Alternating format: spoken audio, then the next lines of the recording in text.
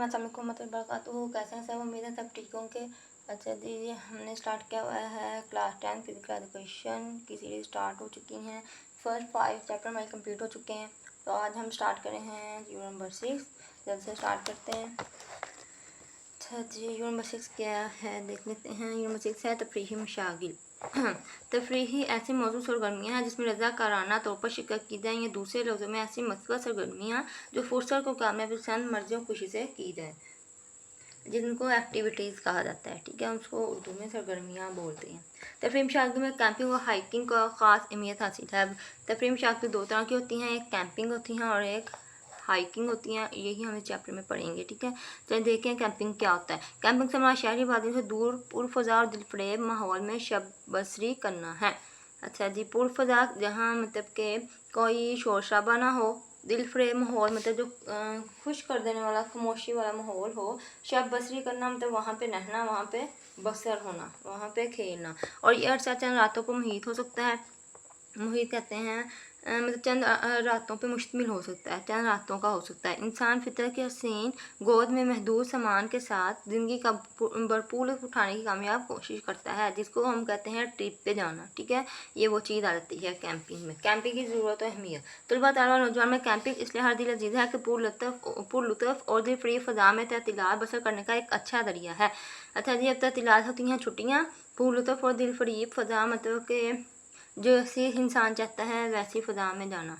इसलिए छुट्टियां होते ही चंद अयाम गुजारने के लिए नौजवान ठंडे मकाम की तरफ रवादवार नज़र आते हैं, जैसे मरी की तरफ से लोग जाते हैं।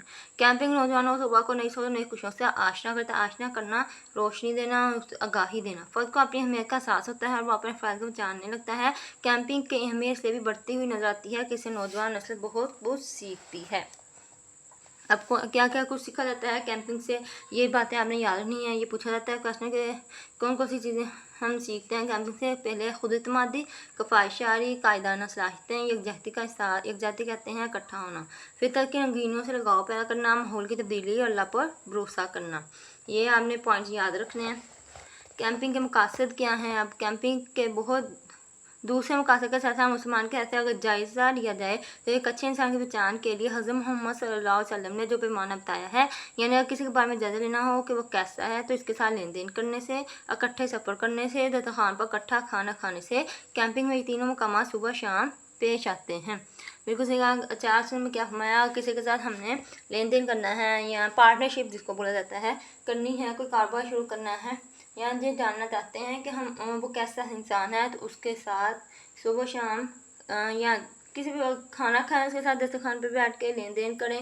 मतलब उसको कोई चीज़ चाहिए, उसकी ज़रूरत है, उसे काम आए, और जब आपको ज़रूरत ना भी हो तो उसके वैसे पूछ के देखें कि वो आपकी ज़रूरत के वक्त काम आता है या नहीं, और सफ़र करें उसके साथ। ठीक है, ये चीज़ें 3 निशानियाँ आप सबने हमें बताई थी। तो कैंपिंग के अंदर क्या होता है, ये तीनों चीज़ें हमारे साथ आती हैं। हम तीनों चीज़ों वो क्या है, लोगों के साथ मिलकर ये देखते हैं, टेस्ट करते हैं लोगों का। कैंपिंग साइंस शेयर किरदार की तमीम में अहम किरदार अदा करती है। अच्छा जी, कैंपिंग ख़त्म होगी। अब है हाइकिंग। हाइकिंग का टॉपिक ज़्यादातर पूछा जाता है, इसको हमने बिल्कुल भी नज़रअंदाज नहीं करना, मोस्ट इंपॉर्टेंट टॉपिक है।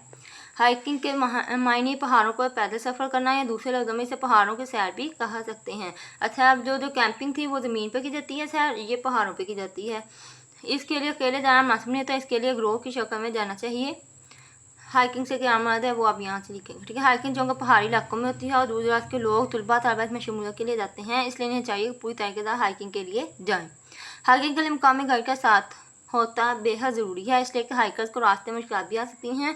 अमूमन वापसी पर हाइकर्स रास्ता भी भूल जाते हैं। इस तरह हाइकिंग को बाकायदा अपनाना हो तो इसके लिए हाइकिंग क्लब से बाकायदा तरबियत लेनी चाहिए। हाइकिंग हर उम्र और जिन्स के लोग कर सकते हैं। हाइकिंग क्लब क्या होते हैं, मतलब ये जैसे ट्यूशन सेंटर्स वगैरह होते हैं, ऐसे ही इनके क्लब्स भी बनाए होते हैं जो कि इन माइल से गुजरे हुए होते हैं। वो इसके बारे में आपको टीच करते हैं, आपको सिखाते हैं कि आपने क्या क्या चीज़ें आपके लिए ज़रूरी हैं, क्या क्या सामान आपने लेके जाना है और किस तरह से आपने हाइकिंग करनी है।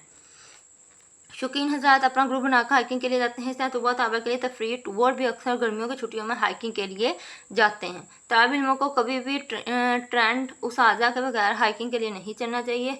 ट्रेंड उसाजा के साथ, सॉरी, मतलब जो पहले से ट्रेंड ना हो उनके साथ कभी भी ना जाए। स्काउटिंग गर्ल्स गाइडिंग की तरबियत के दौरान तालीमों को बाकायदा हाइकिंग पर जाने के कोर्सेज करवाए जाते हैं। उन्हें अमली तौर पर हाइकिंग भी करवाई जाती है। स्काउट को बाकायदा हाइकिंग करवाने के लिए स्काउट इंचार्ज हदायत जारी करता है ताकि हाइकिंग के शुरू का बेहतर और महफूज हाइकिंग कर सकें, और बाकायदा इनके ग्रुप लीडर मुकर कर देते हैं जिनकी रहनुमाई में हाइकर्स को सफ़र तय करना होता है।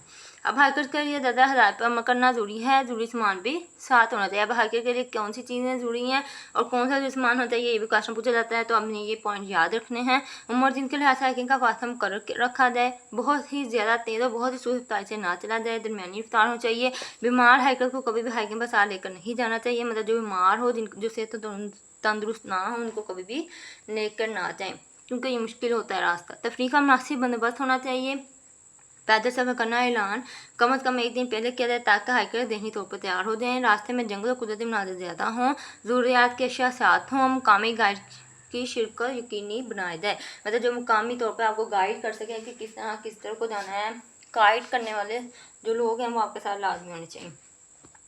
अब इनके लिए ज़रूरी सामान क्या आपके पास होना चाहिए? फर्स्ट एड बॉक्स होना चाहिए, चने बिस्किट वगैरह होना चाहिए, पानी की बोतल चाहिए, हल्का बिस्तर होना चाहिए, सेफ्री खैमा होना चाहिए, नोटबुक या पेंसिल होना चाहिए, जोगर्स होने चाहिए, नक्शा होना चाहिए, मौसीकी के लिए टेप रिकॉर्ड वगैरह होना चाहिए और छतरी होना चाहिए। ये सारी चीज़ें मस्ट आपके पास होनी चाहिए। इसका ज़रूरी सामान और इसकी हदायत, ये आपने दोनों टॉपिक नहीं छोड़ना, ये इंपॉर्टेंट है और बहुत ज़्यादा इंपॉर्टेंट है, ठीक है। ये शॉर्टकट्स में भी आते हैं और हाइकिंग का टॉपिक जो है वो लॉन्ग क्वेश्चन में भी पूछा जाता है, तो ये फुल ही इंपॉर्टेंट है। लेकिन ज़्यादा ये जो नीचे वाले दो टॉपिक हैं ये आपने बिल्कुल नहीं छोड़ने, ठीक है। तो यहाँ ही आज का लेक्चर हमारा ख़त्म होता है, हमारा यूनिट भी ख़त्म हो गया है। अब हमने नेक्स्ट शुरू करेंगे, नेक्स्ट वीडियो में यूनिट बताया है माशिया की सेहत। उम्मीद है आपको आज के लेक्चर की बहुत अच्छे से समझ आ गई होगी, और किस चीज़ की समझ नहीं आए तो आप कमेंट सेक्शन में अपने क्वेश्चन ड्रॉप कर सकते हैं। नेक्स्ट वीडियो तक इजाज़त दीजिए, अल्लाह हाफिज़।